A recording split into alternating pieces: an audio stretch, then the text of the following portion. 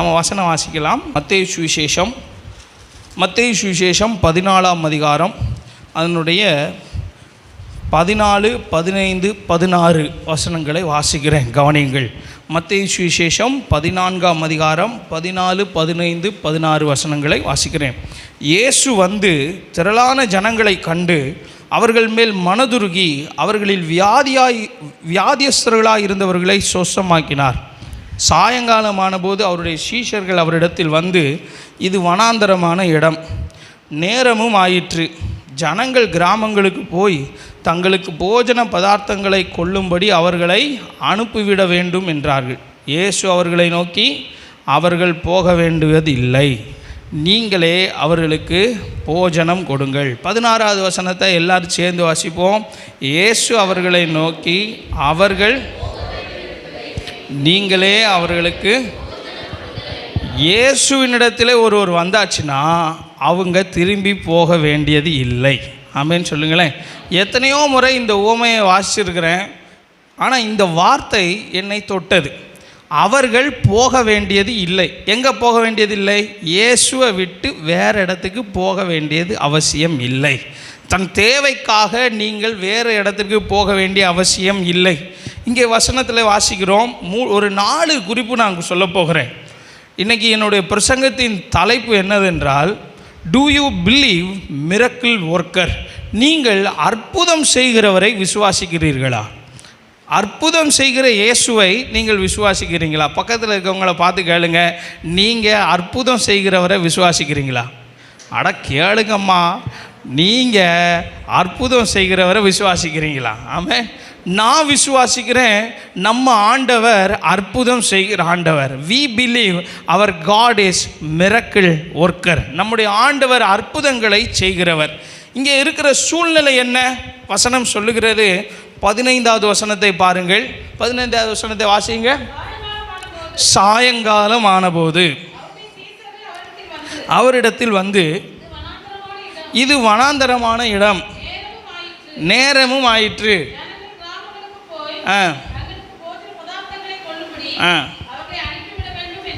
கவனியுங்கள், அங்கே இருக்கிற சூழ்நிலையை சொல்லுகிறேன். முதல் சூழ்நிலை, சீஷர்கள் 12 பேரும் இயேசுகிட்ட வந்து, ஐயா நீர் பெரிய பிரசங்கியார், அதிக பிரசங்கியார், என்ன பரிசேயர் சதுசேயர் மாதிரி பேசுகிறதில்ல, நல்ல பிரசங்கம் பண்ணுறீங்க, சூப்பர். ஆனால் சூழ்நிலையை புரிஞ்சுக்கோங்க. என்ன சூழ்நிலை? சாயங்காலமும் ஆயிற்று. என்ன வசனம் சொல்லுது?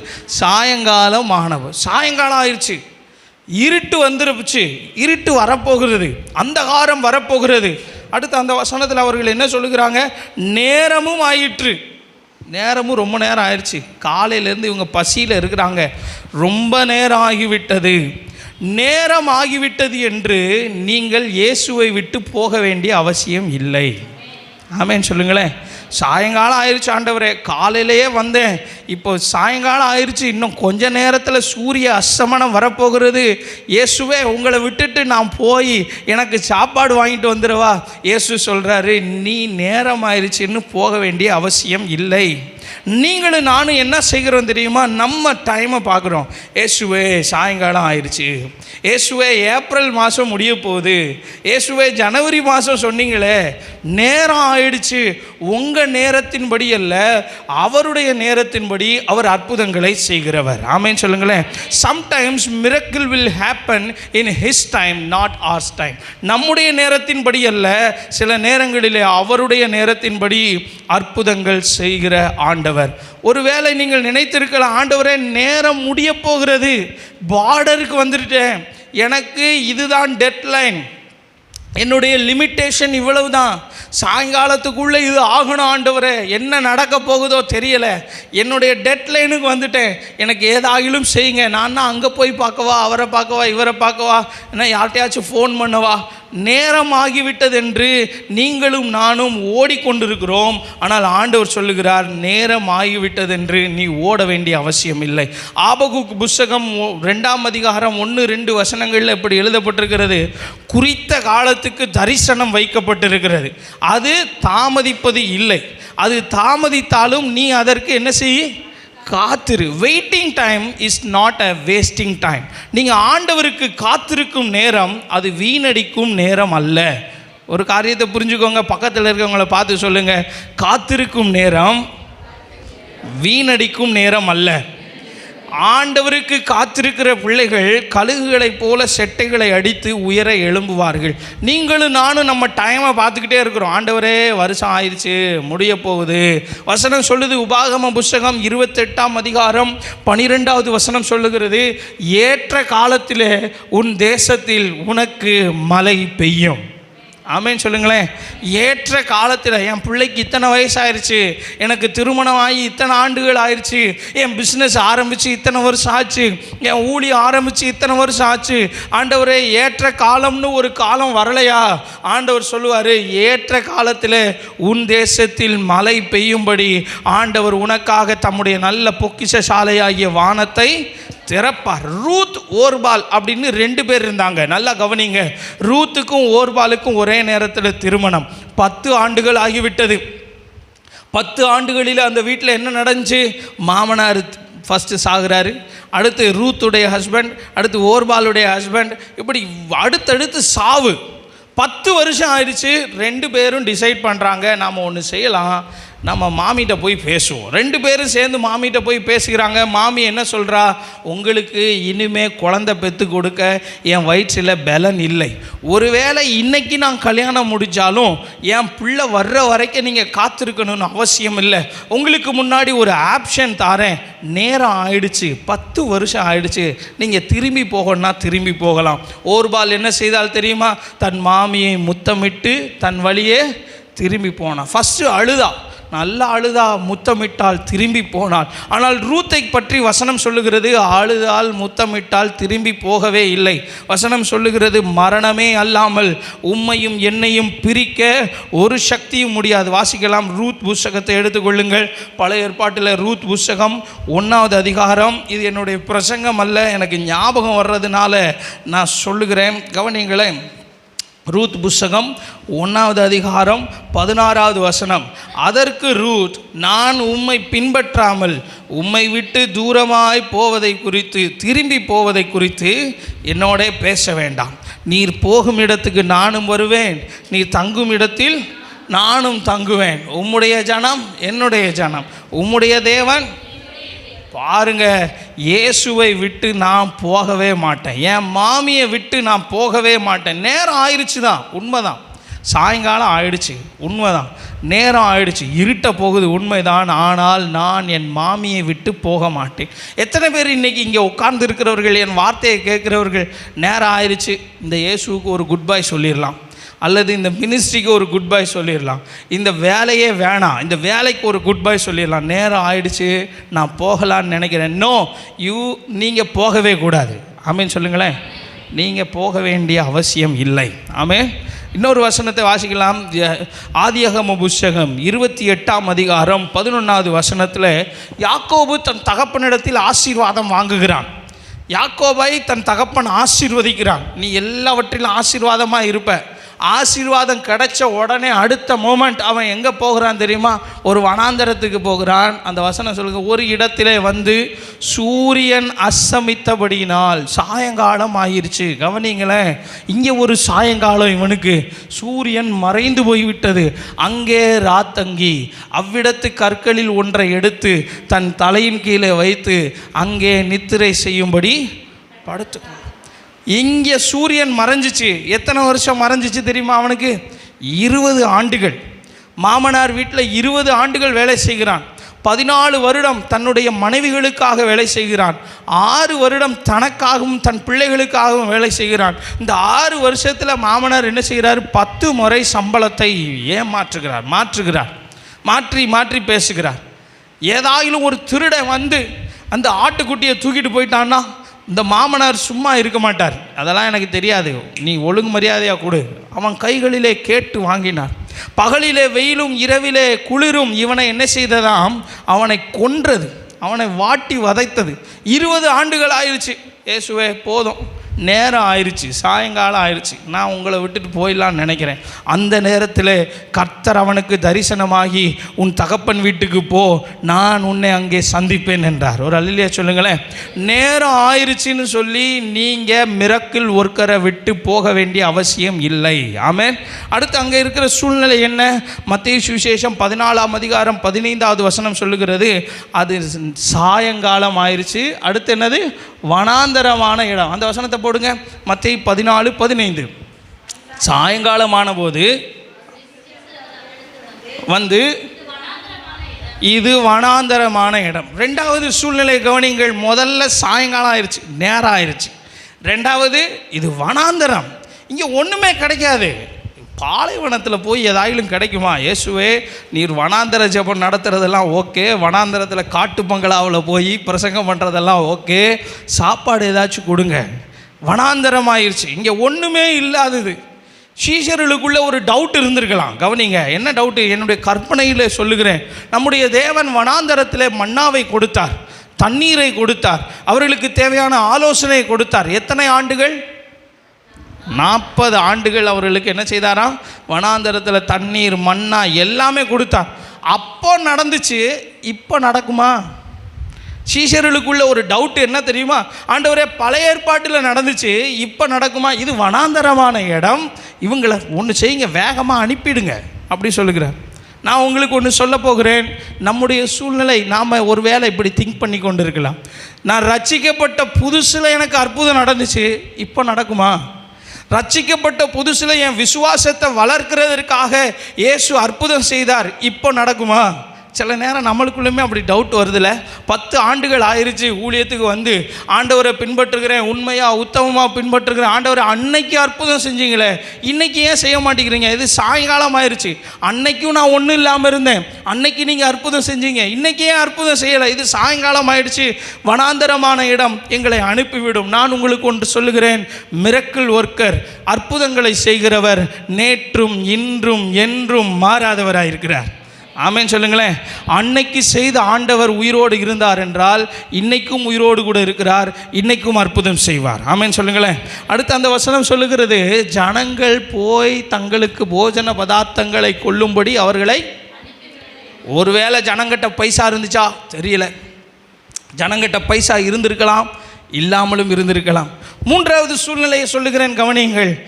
மணி கேனாட் பை எவ்ரிதிங்.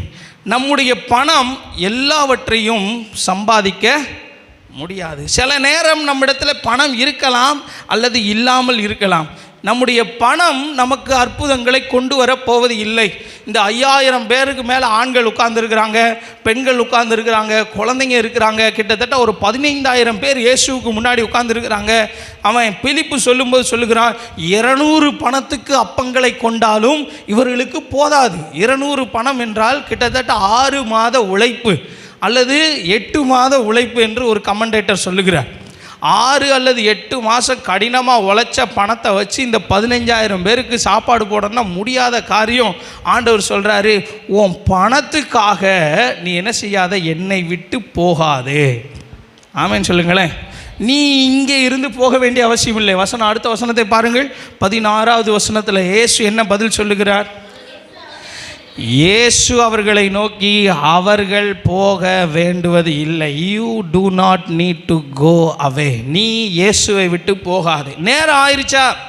ஆண்டவரே, எல்லா பசங்களுக்கும் எக்ஸாம் முடிஞ்சு, எல்லோரும் வேலைக்கு போயிட்டான், பிளேஸ்மெண்ட் ஆயிடுச்சு, சம்பளம் கிடச்சிச்சு, அவங்களுக்கு கிடச்சிச்சு, இவங்களுக்கு கிடச்சிச்சு, பட் எனக்கு நேரம் ஆயிடுச்சு. ஆண்டவரே, your time is not their time. உங்கள் நேரம் அவர்கள் நேரத்தை போன்ற நேரம் அல்ல. ஒரு ஆமென் சொல்லுங்களேன். உங்களுக்கு வனாந்தரம். ஆண்டவரே, என் சூழ்நிலையை பாருங்கள், அவன் சூழ்நிலையை பாருங்கள். அவன் எப்பொழுதும் நீர்ப்பாய்ச்சலான தோட்டத்தை போலவே இருக்கிறான். நானும் இங்கே வறண்ட பூமியில் இருக்கிறேன். ஆண்டவரே, எனக்கு ஏதாச்சும் செய்யுங்க. உங்கள் சூழ்நிலை அவர்கள் சூழ்நிலை போல அல்ல. ஒருவேளை உங்களிடத்தில் பணம் இருக்கலாம் அல்லது பணம் இல்லாமல் இருக்கலாம். நம்முடைய ஆண்டவரால் அற்புதங்களை செய்ய முடியும். இயேசு சொல்லுகிறார், ஒரு கான்ஃபிடென்ட்டோடு சொல்லுகிறார், அவர்கள் போக வேண்டியது இல்லை, நீங்களே அவர்களுக்கு என்ன கொடுங்க? போஜனம் கொடுங்கள். ஏன் போக வேண்டாம்? இயேசு இடத்துல வந்தாச்சுல, இயேசுவை விட்டு நீங்கள் போக வேண்டாம். உங்கள் தேவைக்காக மட்டுமல்ல, உங்களுடைய சூழ்நிலைக்காக என்ன ஒரு காரியத்தினாலும் நீங்கள் இயேசுவை விட்டுட்டு வேறு இடத்திற்கு போக வேண்டிய அவசியம் இல்லை. ஒரு வசனம் வாசிப்போம். எபிரேயர் புஸ்தகம் 12ஆம் அதிகாரம் 24வது வசனம். நாம் வந்திருக்கிறோமே, இந்த இடம் எப்படிப்பட்ட இடம்? வசனத்தில் வாசிக்கிறோம், புது உடன்படிக்கையின் மத்தியஸ்தராகிய இயேசுவின் இடத்திற்கும் ஆபேலினுடைய இரத்தம் பேசினதை பார்க்கிலும் நன்மையானவைகளை பேசுகிற இரத்தமாகிய தெளிக்கப்படும் இரத்தத்தினிடத்திற்கும் நீங்கள் என்ன செய்தீர்கள்? நாம் வந்து சேர்ந்த இடம் எப்படிப்பட்ட இடம் தெரியுமா? நன்மையை மட்டும் பேசுகிற இயேசு. ஆமென் சொல்லுங்களேன். நீங்கள் இயேசு இடத்துல வந்தீங்களே, இயேசு உங்களை ரட்சித்தாரே, பயங்கரமான குழியிலும் உளையான சேற்றிலும் இருந்து உங்களை தூக்கி எடுத்து உங்கள் கால்களை கண்மலையின் மேலே நிறுத்தி உங்கள் அடிகளை உறுதிப்படுத்தி புதுப்பாட்டை தந்தாரே. நீங்கள் இருக்கிற இடம், அதாவது இந்த சர்ச்சை நான் சொல்லலை, நீங்கள் இங்கே உட்காந்துருக்கிற இடத்த நான் சொல்லலை, இயேசுவுக்கும் உங்களுக்கும் இடையில் இருக்கிற அந்த உறவு, அந்த பொசிஷன் வித் ஜீசஸ், அது என்ன தெரியுமா? அது எப்படிப்பட்ட இடமாம்? நன்மையை மட்டுமே பேசுகிற இடம். ஆமென் சொல்லுங்களேன். ஆபேலுடைய ரத்தம் என்ன பேசினது தெரியுமா? தேவனை பார்த்து கதறினது. தேவனே, என்னை கொலை செய்து விட்டார்கள், நான் நீதிமானாக இருந்தேன், எனக்கு அநீதி இழைத்து விட்டார்கள், எனக்கு ஒரு நீதி செய்ய மாட்டீங்களா, இவங்களுக்கு ஏதாவது தண்டனை கொடுக்க மாட்டீங்களான்னு சொல்லி ஆபேலுடைய ரத்தம் பேசினது. ஆனால் இயேசுவின் ரத்தம் என்ன பேசுகிறது தெரியுமா? இயேசுவே, நான் இவர்களுக்காக ரத்தம் சிந்தி இருக்கிறேன், இவன் பாவம் செய்தவன் தான், இவன் அக்கிரமம் செய்தவன் தான், ஆனால் இவனை மன்னியும் என்று சொல்லி நன்மையை மட்டுமே பேசுகிற ரத்தம். ஆமென் சொல்லுங்களேன். உங்களுடைய பாவ மன்னிப்புக்காக இயேசுவை விட்டு வேறு இடத்திற்கு போக வேண்டிய அவசியம் இல்லை. ஆமென். அடுத்து எபிரேயர் புஸ்தகம் 2ஆம் அதிகாரம் 18வது வசனம். இந்த இயேசு கிறிஸ்து எப்படிப்பட்டவராக இருக்கிறார்? வசனம் சொல்லுகிறது, அவர் தாமே சோதிக்கப்பட்டு பாடுபட்டதினாலே சோதிக்கப்படுகிறவர்களுக்கு உதவி செய்ய வல்லவராக இருக்கிறார். இயேசு இடத்துல வந்தோமே, இந்த இயேசு எப்படிப்பட்டவர் தெரியுமா? உதவி செய்ய வல்லவர். பக்கத்தில் இருக்கவங்களை பார்த்து சொல்லுங்க, உங்களுக்கு உதவி செய்ய வல்லவர். உங்களுக்கு உதவி செய்ய, இன்னொருக்கா சொல்லுங்க, நல்லா சொல்லுங்க, உங்களுக்கு உதவி செய்வார்.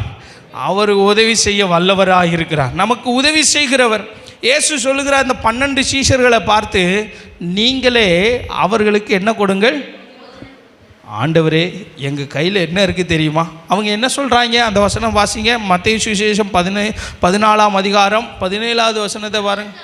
அதற்கு அவர்கள், இங்கே எங்களிடத்தில் 5 அப்பமும், பாருங்க ஆண்டவரே, எங்களுக்கு முன்னாடி ஒரு 15,000 பேர் உட்காந்துருக்கிறான். என்ன, 5,000 ஆண்கள், 5,000 பெண்கள், ஒவ்வொரு ஆளுக்கும் ஒரு குழந்தைன்னு வச்சா கூட என்ன, நாமே குழந்தை நமக்கேன் குழந்தை அப்படி இல்லாமல் ஏன்னா ஒரு குழந்தைன்னு வச்சா கூட 15,000 பேர் உட்கார்ந்துருக்கிற ஆண்டவரே, இவங்க முன்னாடி வைக்கிறதற்கு எங்களிடத்தில் இந்த 5 அப்பமும் 2 மீன்களுமே அல்லாமல் வேறொன்றும். ஒருவேளை ஆண்டவர்கிட்ட ஜோக்காக சொல்லியிருப்பாங்களோ, ஆண்டவரே இவ்வளோ பெரிய ஆள் இருக்காங்க, வேணால் இதை வச்சு ஏதாயிலும் பண்ண முடிஞ்சால் பண்ணுங்க. He knows our limitation. உதவி செய்ய வல்லவராக இருக்கிறாரே, அவர் எப்படிப்பட்டவர் தெரியுமா? அவர் நம்முடைய லிமிட்டேஷனை அறிந்திருக்கிறார். நம்முடைய அந்த லிமிட்டேஷனை என்ன சொல்லலாம் தமிழில்? நம்முடைய கொஞ்சத்தை அவர் என்ன செய்திருக்கிறார்? அறிந்திருக்கிறார். உங்களுடைய லிமிட்டட் சோர்ஸ், உங்கள்கிட்ட என்ன இருக்குது? கொஞ்சம் தான் இருக்குது, பரவாயில்ல, அதை அவர் அறிந்திருக்கிறார். இவ்வளவு தான் இருக்குது விபிஎஸ்க்கு, அதை அறிந்திருக்கிறார். ஆமென் சொல்லுங்களேன். உங்களுடைய லிமிட்டட் சோர்ஸ், உங்களுடைய தேவையோ எவ்வளவு இருக்குது? பெருசாக கடல் மாதிரி இருக்கு ஆண்டவரே, கடல் மாதிரி இருக்கிற தேவைக்கு முன்னாடி பெருங்காயம் மாதிரி என்கிட்ட கையில் வச்சுருக்கிறேன், இதை வச்சு நான் என்ன செய்ய முடியும்? உங்கள் பிஸ்னஸுக்கு, உங்கள் ஊழியத்துக்கு, உங்களுடைய தனிப்பட்ட வாழ்க்கைக்கு இயேசு உதவி செய்ய வல்லவராக இருக்கிறாரே. என்ன உதவி செய்கிறார் தெரியுமா? உங்களுடைய லிமிட்டட் சோர்ஸ், உங்களுடைய லிமிட்டேஷன்ஸ் எல்லாவற்றையும் இயேசு அறிந்திருக்கிறார். 12 சீஷர்களால் அப்பம் கொடுக்கவே முடியாது. எத்தனை பேருக்கு? 15,000 பேருக்கு. ஏன்னா 15,000 பேருக்கு கொஞ்சம் கொஞ்சம் பிச்சுக்கிட்டால் கூட பத்தாது. ஆனால் நான் என்ன சொல்ல வருகிறேன் தெரியுமா? முதல் சத்தியத்தை கவனியுங்கள். Never judge your problem in the light of your own resources. உங்களிடத்தில் இருக்கிற கொஞ்சம் மூலதனத்தை வைத்து உங்களுடைய தேவனை ஜட்ஜ் பண்ணாதிருங்கள், உங்களுடைய ப்ராப்ளத்தை ஜட்ஜ் பண்ணாதிருங்கள். ஒரு அல்லேலூயா சொல்லுங்களேன். 5 அப்பம் தான் இருக்கிறது, 2 மீன் தான் இருக்கிறது, தேவையோ ஆயிரக்கணக்காக இருக்கிறார்கள். என்ன செய்ய ஆண்டவரே? நம்முடைய ஆண்டவர் உதவி செய்ய வல்லவராக இருக்கிறார். அவர்களெல்லாம் வரிசையாக உட்கார வச்சார். 50 பேரை உட்காருங்க, 100 பேரை உட்காருங்க, வரிசையாக உட்கார வைத்தார். அந்த 5 அப்பத்தையும் 2 மீனையும் வாங்கி ஸ்தோத்திரம் பண்ணி பிட்டு கொடுக்க சொன்னார். அங்கே அற்புதம் நடக்கிறது. நான் என்ன சொல்ல வருகிறேன்? முதல் சத்தியத்தை சொல்லுகிறேன், கவனிங்கள்.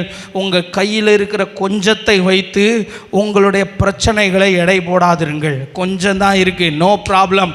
அதையும் தேவன் அற்புதமாய் மாற்ற முடியும். ஆமென் சொல்லுங்களேன். நான் என்ன பிரசங்கம் பண்ணுறேன் தெரியுமா? இன்னைக்கு என் பிரசங்கத்தினுடைய தலைப்பு, அற்புதம் செய்கிறவர் உயிரோடு கூட இருக்கிறார். அவர் அற்புதம் செய்ய முடியும். என்ன அற்புதம் செய்ய முடியும்? நீ ஒன்று யோசிச்சுக்கிட்டு இருக்கிறிய, நேரம் ஆயிடுச்சு ஆண்டவரே, இது வனாந்தரமான இடம், அன்னைக்கு செஞ்சீங்க இன்னைக்கு செய்வீங்களா, உங்களால் முடியுமா ஆண்டவரே அப்படின்னு சொல்லிட்டு இருக்கிறேல. ஆண்டவர் அற்புதம் செய்கிற ஆண்டவர். உன் கையில் இருக்கிற கொஞ்சத்தை வைத்து அநேகருக்கு பிரயோஜனமாய் மாற்ற ஆண்டவரால் முடியும். ஆமென் சொல்லுங்களேன். ரெண்டாவது, நான் இந்த இந்த இந்த இந்த அற்புதத்திலிருந்து சொல்ல வருகிற காரியம் என்ன என்றால், அங்கே ஒரு பையன் இருக்கிறான். வசனம் வாசிக்கலாம். யோவான் சுவிசேஷம் 6ஆம் அதிகாரத்தில் எழுதப்பட்டிருக்கிறது. யோவான் சுவிசேஷம் 6ஆம் அதிகாரம், ஹல்லேலூயா, 9வது வசனம். இங்கே ஒரு பையன் இருக்கிறான், அவன் கையில் 5 வார்கோதுமை அப்பங்களும் 2 மீன்களும் உண்டு. ஆனாலும் அவைகள், இங்கே ஒருத்தன் கையில் ஒரு குட்டி பையன் இருக்கிறான். அந்த குட்டி பையன் கையில் 5 வார்கோதுமை அப்பம், பார்லி பிரெட், அதாவது ஒரு ஏழைகள் சாப்பிடுகிற சாப்பாடு. குதிரைக்கு போடுகிற வார்கோதுமையிலிருந்து செஞ்ச அந்த பிரெட். ஏன்னா இந்த மத்தேயு சுவிசேஷம் 14ஆம் அதிகாரத்தில் ஒரு விருந்து நடக்கு. கவனிங்க, என்ன விருந்து? ஏரோது வீட்டில் ஒரு விருந்து. அங்கே என்ன சாப்பாடு? பூர்த்தியான சாப்பாடு, நல்ல நேர்த்தியான சாப்பாடு. ஆனால் இங்கே ஒரு சாப்பாடு, ஒரு ஏழைகளின் சாப்பாடு. ஆண்டவர் எதையும் பயன்படுத்த முடியும். ஆமென் சொல்லுங்களேன். அங்கே ஏரோது எப்படி தெரியுமா பார்ட்டி வைக்கிறான்? எனக்கு பிறந்த நாள், அதனால் எல்லாம் சாப்பிட வாங்க அப்படி சொல்லி கூப்பிட்டு எல்லாருக்கும் பார்ட்டி வைக்கிறான், தன்னுடைய பெருமையை காட்ட. ஆனால் இயேசுவோ என்ன செய்கிறார்? தன்னுடைய மனதுருக்கத்தை காட்ட, நான் உங்களுக்கெல்லாம் சாப்பாடு தந்து தான் அனுப்ப போகிறேன், நீங்கள் யாரும் பசியில் போகக்கூடாது. அந்த கொஞ்சத்தை ஆண்டவர் பயன்படுத்த ஆரம்பிக்கிறார். நான் சொல்ல வருகிற 2வது காரியம், put yourself in position for God to do something big. ஆண்டவர் ஏதாகிலும் ஒரு பெரிய காரியத்தை செய்ய உங்களை ஈடுபடுத்தி கொள்ளுங்கள். ஒரு சின்ன பையன் இருந்தான். அந்த சின்ன பையனுக்கு சாப்பாடு தேவையா? நான் கேட்குற கேள்விக்கு பதில் சொல்லுங்கள். சின்ன பையனுக்கு இப்போ சாப்பாடு தேவையா? தேவையில்லை. ஏன்னா அவன் லஞ்ச் பேக்கில் என்ன இருக்குது? சாப்பாடு இருக்குது. ஏன்னா சாயங்காலம் ஆயிடுச்சு. அவங்க அம்மா வீட்டில் இருந்தே சுட்டு கொடுத்து விட்டாங்க. 5 ரொட்டி 2 மச்சிலி 2 மீன் அவனுக்கு கொடுத்து விட்டாங்க. இடையில ஹிந்தி வந்துருச்சு, 5 ரொட்டி 2 மச்சிலியா அப்படின்னு ஒரு பெரிய சூப்பர் பாட்டு இருக்குது ஹிந்தியில். ஏன்னா இவன் என்ன செஞ்சுட்டான்? அதை கொண்டு வர்றான். He didn't need any miracle from Jesus. அவனுக்கு இயேசுவினிடத்திலிருந்து எந்த அற்புதமும் தேவையில்லை. ஆனால் யாருக்கு தேவை தெரியுமா? 5000 பேருக்கு தேவை. ஆமென் சொல்லுங்களேன். நான் சொல்ல வருகிற காரியம், இயேசுவுக்கு உங்களுக்கு வேணால் அற்புதம் தேவையில்லாமல் இருக்கலாம், ஆனால் இன்னும் தேவையோடு அநேகர் இருக்கிறார்கள். அந்த காரியத்தில் உங்களை ஈடுபடுத்தி கொள்ளுங்கள். இயேசு சொல்லுகிறார், பிரிங் them to me. அவைகளை என்னிடத்தில் கொண்டு வாருங்கள். இயேசுவினிடத்திலே கொண்டு போங்க. உங்களுடைய ட்ரீம்ஸ், உங்களுடைய கனவுகளை, உங்களுடைய நம்பிக்கையை, உங்களுடைய பொறுப்புகளை, உங்களுடைய ஏமாற்றங்களை, உங்களுடைய கவலைகளை, உங்களுடைய ஏக்கங்களை, உங்களுடைய தேவைகளை எல்லாவற்றையும் யாரிடத்தில் கொண்டு போங்க? இயேசுவினிடத்தில் கொண்டு போ. ஆண்டவரே, எனக்கு இப்படி கனவு இருக்குது, என்கிட்ட இவ்வளோ பணம் இருக்குது, ஆண்டவரே என்கிட்ட இந்த திறமை இருக்குது, முடிஞ்சால் யூஸ் பண்ணிக்கோங்க. ஆமென் சொல்லுங்களேன். ஆண்டவர் ராஜ்யத்துக்காக ஆண்டவர் யூஸ் பண்ணுவார். யாரையும் ஆண்டவர் புறம்பே தள்ளுகிற தேவன் அல்ல. Even little boy he didn't need any miracle from Jesus, but he brought something to Jesus. அவன் தேவனிடத்தில் சில காரியங்களை கொண்டு வந்து கொடுத்தான். 5 அப்பத்தை 2 மீனை இயேசு வாங்கி அதை ஆசீர்வதித்தார். ஆமென் சொல்லுங்களேன். இயேசு கையில் வருகிற எல்லாம் ஆசீர்வதிக்கப்படும். இயேசு கைக்கு யாரெல்லாம் வருகிறாங்களோ, உங்கள் பிள்ளைங்க கேட்டு போயிட்டாங்களா, கவலைப்படாதீங்க, இயேசுவினிடத்தில் கொண்டு வாருங்கள். உங்கள் கனவை யாராயிலும் சிதைச்சிட்டாங்களா, இயேசுவினிடத்தில் கொண்டு வாருங்கள். இயேசுவுக்கு எப்படிப்பட்ட பாத்திரம் தேவை தெரியுமா? உடைக்கப்பட்ட பாத்திரம் தான் தேவை. ஒரு ஆமென் சொல்லுங்களேன். நல்ல ப்ரீஷியஸான ஒரு பாத்திரம் இயேசுவுக்கு தேவையில்லை. உடைக்கப்பட்ட பாத்திரம், நொறுக்கப்பட்ட பாத்திரம். நீ எனக்கு தேவையில்லை, அப்பால போ அப்படின்னு சொல்லி யாரெல்லாம் உங்களை ஒதுக்கி வைக்கிறார்களோ, உங்கள் வாழ்க்கையை இயேசுவினிடத்தில் கொண்டு போங்க. இயேசுவுக்கு கொடுக்கறதுக்கு உங்கள்கிட்ட எதுவுமே இல்லையா? ஒன்றுமே பிரச்சனை இல்லை, பணம் இல்லை, எதுவுமே இல்லை, நோ ப்ராப்ளம். இயேசுவே என்னையே தருகிறேன், முடிந்தால் பயன்படுத்தும். ஆமென் சொல்லுங்களேன். அந்த சவுல் வந்து தமஸ்கு பட்டணத்துக்கு போய் கொண்டு இருக்கிறான். வேகமாய் டக் டக் டக் டக்குன்னு குதிரையில் போய் கொண்டு இருக்கிறான். வானத்திலிருந்து ஒரு ஒலி வந்து அவனை கீழே தள்ளி விட்ட உடனே அவன் என்ன சொல்லுகிறான் தெரியுமா? இயேசுவே, நான் என்ன செய்ய சித்தமாக இருக்கிறீர், முடிஞ்சா என்னை பயன்படுத்திக்கோங்க. நான் மிகவும் பொல்லாதவன், நான் கொலைகாரன், ஜனங்களை துன்பப்படுத்துகிறவன், சபைகளை உடைக்கிறவன், எதற்குமே தகுதி இல்லாத என்னை உங்களால் ஏதாயிலும் செய்ய முடியும்னா செய்யுங்க ஆண்டவரே. ஆமென் சொல்லுங்களேன். அந்த லிட்டில் பாய் என்ன கொண்டு வந்தான்னா, இயேசுவினிடத்தில், ஆண்டவரே, நாங்கள் ஏழைகள் சாப்பிடுகிற வார்கோதுமை அப்பம் வைத்திருக்கிறேன், முடிஞ்சால் இதை யூஸ் பண்ணிக்கோங்க. நான் சொல்ல விரும்புகிறேன், குட்டி பிள்ளைங்கிட்டெல்லாம் நல்ல விசுவாசம் இருக்கிறது. நம்மை விட அதிகமான விசுவாசம் யார்கிட்ட தான் இருக்குது தெரியுமா? குட்டி பிள்ளைங்கிட்ட தான். ஏசப்பாட்ட கேளு, ஏசப்பா தருவார். உடனே ஜெபம் பண்ண ஆரம்பிச்சிருவான் நம்ம ஆள். ஏசப்பா உடனே இதை தாங்க.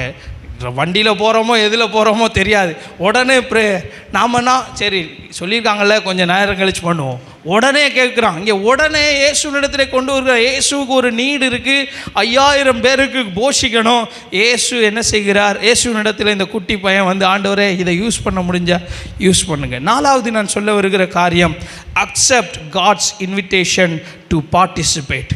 நம்முடைய ஆண்டவர் ஓம்னிசைன்ட், அவர் எல்லாம் அறிந்திருக்கிறவர், சகலவற்றையும் அறிந்திருக்கிறவர், அவர் எல்லாம் செய்ய வல்லவர். எத்தனை பேர் ஒத்துக்கொள்கிறீங்க?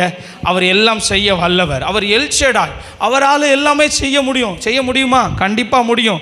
வானத்தையும் பூமியும் தம்முடைய வார்த்தையினால் உருவாக்கினார். பூமி உண்டாகட்டும், உண்டாயிருச்சு. சமுத்திரம் எல்லாம் உண்டாகட்டும், உண்டாயிருச்சு. சமுத்திரத்தில் இருக்கிற மச்சங்கள் எல்லாம் உண்டாக கடவுது, எல்லாம் வந்துருச்சு. மரம், செடி, கொடி எல்லாம் வந்துவிட்டது. இயேசு தன்னுடைய வார்த்தைகளை சொல்ல சொல்ல அற்புதம் நடந்தது. அங்கே வனாந்தரத்தில் இயேசு என்ன சொல்லியிருக்கலாம்? டேய், எல்லாருக்கும் பிரெட் வரட்டும், வானத்திலேருந்து எல்லாருக்கும் மீன் வரட்டும். கண்டிப்பாக வந்திருக்கும். கடல்ல இருந்து எல்லாம் மேலேருந்தே மீன் வந்திருக்கும். ஆனால் இயேசு என்ன செய்தார் தெரியுமா? அமைதியாக இருந்தார். நீங்களே கொடுங்கள்ன்றார். அப்படின்னா என்ன அர்த்தம்? இயேசு சில நேரம் இன்விடேஷன் கொடுக்கிறார். நான் அற்புதங்களை செய்கிறவர் தான், உண்மைதான். ஆனால் இதில் நீ பங்கு பெற வேண்டும் என்று நான் விரும்புகிறேன். நான் செய்வேன், நீ சும்மா என் கூட நில்லு. ஆமென் சொல்லுங்களேன்.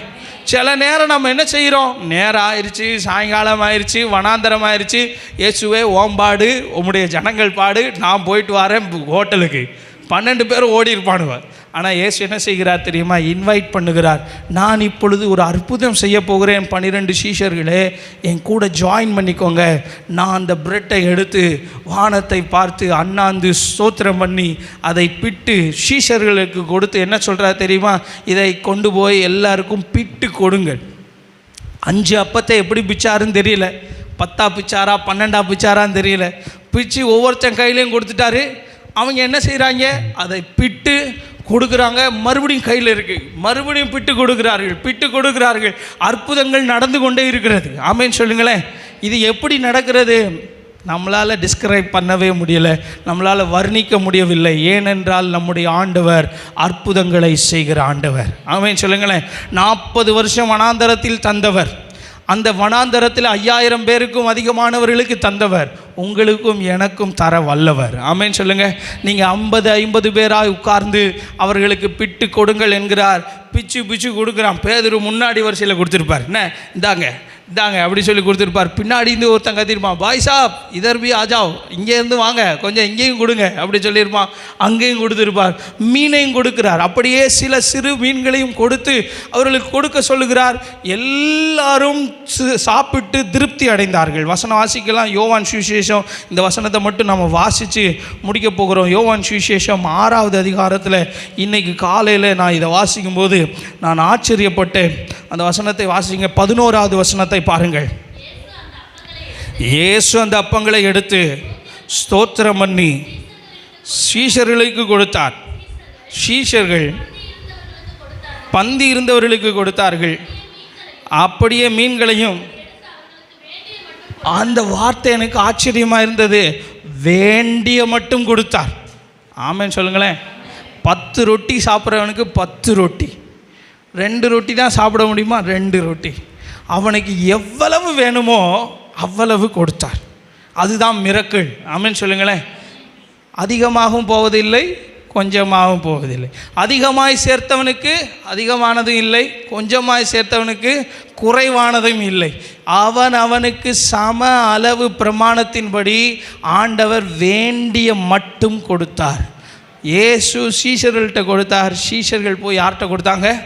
ஜனங்கள்கிட்ட கொடுத்தாங்க. ஆண்டவர் உங்களுக்கு தருகிறதை நீங்கள் ஜனங்களுக்கு கொடுக்க ஆரம்பிங்கள். வசனம் சொல்லுகிறது 13வது வசனம் 12வது வசனத்தை பாருங்கள். அதுதான் ரொம்ப முக்கியமானது. இயேசு அற்புதங்களை செய்யும்போது நீங்களும் நானும் என்ன செய்யணுமா? வசனம் சொல்லுது, அவர்கள் திருப்தி அடைந்த பின்பு அவர் தம்முடைய சீஷர்களை நோக்கி, ஒன்றும் சேதமாய் போகக்கூடாது. அற்புதம் செய்கிறவர் தான், ஆனால் எதையும் நீ வேஸ்ட் பண்ணக்கூடாது. ஒன்றும் சேதமாய் போகாதபடிக்கு மீதியான துணிக்கைகளை சேர்த்து வையுங்கள் என்றார். அப்படியே அவர்கள் சேர்த்து வார்கோதுமை அப்பங்கள் 5 அவர்கள் சாப்பிட்டு மீதியான துணிக்கைகளினாலே 12 கூடைகள், பெரிய கூடைகள். பவுல ஒரு சமயம் மதில் மேலிருந்து இறக்கி விடுவார்கள். அது எதிலிருந்து இறக்கி விடுவாங்கன்னா கூடையில் வச்சு இறக்கி விடுவாங்க. ஒரு 5 அடி கூடை. நம்ம ஊர்லலாம் இந்த ப்ளூ கலர் ட்ரம்மில் தண்ணி நிரப்பி வைப்பாங்கல்ல. ஏன்னா வெயில் காலத்தில் அது ட்ரம் இல்லாத வீடு கிடையாது மதுரையில். ஏன்னா எல்லார் வீட்லேயும் ட்ரம் இருக்கும். அது மாதிரி உள்ள கூடை 12 கூடை. வனாந்தரத்தில் இவங்களுக்கு கூடை எங்கேருந்து வந்துச்சுன்னு தெரியல. ஒருவேளை ஆளுகளை தூக்கிட்டு வந்திருப்பாங்க, வியாதியஸ்தர்களை தூக்கிட்டு வந்திருப்பாங்க. அந்த கூடை நிறைய 12 கூடை நிறைய இயேசு எதை பிச்சு கொடுத்தாரோ, முழு ரொட்டி பற்றி அங்கே சொல்லலை, துணிக்கைகள். ஏன்னா இயேசு பிச்சு கொடுத்த அவைகள் ஒன்றும் சேதமாகாதபடிக்கு எடுத்து வைக்க சொல்லுகிறார். ஆண்டவர் அற்புதம் செய்யும்போது நீங்களும் நான் என்ன செய்யணும் தெரியுமா? அதை வேஸ்ட் பண்ணக்கூடாது. ஆமேன்னு சொல்லுங்களேன். நிறைய பேருக்கு ஆண்டவரே ஒரு அற்புதம் செய்யுங்கப்பா, அற்புதம் செஞ்சாச்சப்பா, அதுக்கடுத்து நான் போயிட்டு வாரேனப்பா அப்படின்னு போயிடக்கூடாது. வேஸ்ட் பண்ண போகக்கூடாது.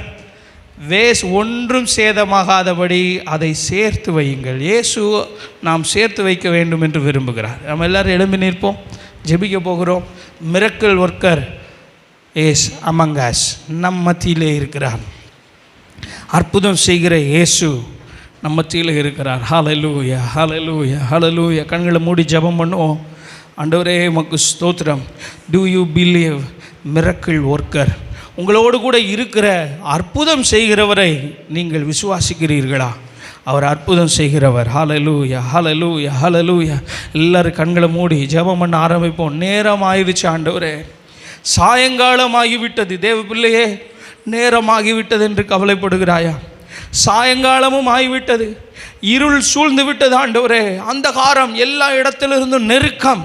நான் என்ன செய்ய எனக்கு தெரியவில்லை ஆண்டவரே. அற்புதம் செய்கிறவர் உன்னோடு கூட இருக்கிறார். நேரமாகிவிட்டது என்று இயேசுவை விட்டு நீர் ஓடுவதற்கு அவசியம் இல்லை. அவர்கள் போக வேண்டியது இல்லை என்று இயேசு சொல்லுகிறார். ஹல்லேலூயா. ஆண்டவரே, இது வனாந்தரமான இடம், நாங்கள் வேணா போயிடட்டுமா? இருளாக ஆரம்பித்து விட்டதே ஆண்டவரே, நீ போக வேண்டிய அவசியம் இல்லை. ஆண்டவரே, எங்களிடத்தில் பணம் இருக்கிறது, நாங்கள் வேணா போய் பணத்தை வைத்து அப்பங்களை வாங்கி கொள்ளட்டுமா? நீ போக வேண்டிய அவசியம் இல்லை. ஹல்லேலூயா, ஹல்லேலூயா. இயேசு உதவி செய்ய வல்லவராய் இருக்கிறார், உதவி செய்ய வல்லவராய் இருக்கிறார். நன்மைகளை மட்டுமே பேசுகிற இயேசுவினிடத்தில் வந்ததுக்கு அப்புறம் நீ இயேசுவை விட்டு வேறு யாரிடத்திலும் போவதற்கு அவசியம் இல்லை. எந்த பிரபுக்களிடத்திலும் போவதற்கு அவசியம் இல்லை. மனுஷர்களை நம்புவதை பார்க்கிலும் கர்த்தர் பேரில் பற்றுதலாய் இருப்பதே நலம். பிரபுக்களை நம்புவதை பார்க்கிலும் கர்த்தர் பேரில் பற்றுதலாய் இருப்பதே நலம். ஹல்லேலூயா, ஹல்லேலூயா, ஹல்லேலூயா, ஹல்லேலூயா. உம்மைத்தான் நான் நம்பி இருக்கேன், அற்புதங்கள் எனக்கு. சொல்லுங்க, எல்லாம் சேர்ந்து பாடுங்க. உம்மைத்தான் நான் நம்பி இருக்கேன், அற்புதங்கள் எனக்கு. நம்பிக்கை உமக்கு ஸ்தோத்திரம், என் புகழிடமே உமக்கு ஸ்தோத்திரம். நம்பிக்கை உமக்கு ஸ்தோத்திரம், என் புகழிடமே உமக்கு. கடைசியா சொல்லு, உம்மைத்தான், உம்மைத்தான் நான் நம்பி. வனாந்தரத்திலே செய்தவரே அற்புதங்கள் எனக்கு. அப்பா, என்னை பயன்படுத்துங்கப்பா, என்னை முடிந்தால் பயன்படுத்தும் ஐயா. உம்முடைய ராஜ்யத்தின் விரிவாக்கத்திற்காக எனக்கு செய்யுங்கப்பா. He knows your limited resources. அவருக்கு உங்கள் கரத்தில் இருக்கிற கொஞ்சம் மூலதனம் அவருக்கு தெரியும். அவர் உதவி செய்ய வல்லவராய் இருக்கிறார். அவர் உங்களை எதிர்பார்க்கிறார், உங்களோடு கூட சேர்ந்து அற்புதங்களை செய்ய விரும்புகிறார். ஆண்டவரே, எங்களை பயன்படுத்த முடியுமானால் நீர் பயன்படுத்தும் ஆண்டவரே. ஆண்டவரே, அந்த சிறு பையன் சொன்னது போல ஏழைகளின் அப்பம் எங்களிடத்தில் இருக்கிறது. ஆண்டவரே, எங்களை உபயோகப்படுத்த முடியுமானால் உபயோகப்படுத்தும். இயேசுவின் கரத்தில் வருகிற எவைகளையும் இயேசு சும்மா விடுவது இல்லை, தூக்கி எறிவது இல்லை. இயேசு அவைகளையும் ஆசீர்வதித்து பிட்டு ஜனங்களுக்கு பிரயோஜனப்படுத்தினார். ஆண்டவரே, இந்த கால வேளையில் ஆராதனைக்கு வந்திருக்கிற எங்கள் பிள்ளைகள் ஒவ்வொருவரையும் உம்முடைய கரத்தில் எடுத்து ஆசீர்வதித்து ஆண்டவரே, இந்த பகுதி ஜனங்களுக்கு பிரயோஜனமாக நீர் பயன்படுத்தும். உம்முடைய நாமம் மட்டும் மகிமைப்படட்டும். இயேசு கிறிஸ்துவின் நாமத்தில் ஜெபிக்கிறோம் நல்ல பிதாவே, ஆமென். என் ஆத்துமாவே கர்த்தரை ஸ்தோத்திரி, என் முழு உள்ளமே பரிசுத்த நாமத்தை ஸ்தோத்திரி. என் ஆத்துமாவே கர்த்தர் செய்த சகல உபகாரங்களையும் மறவாதே, ஆமென்.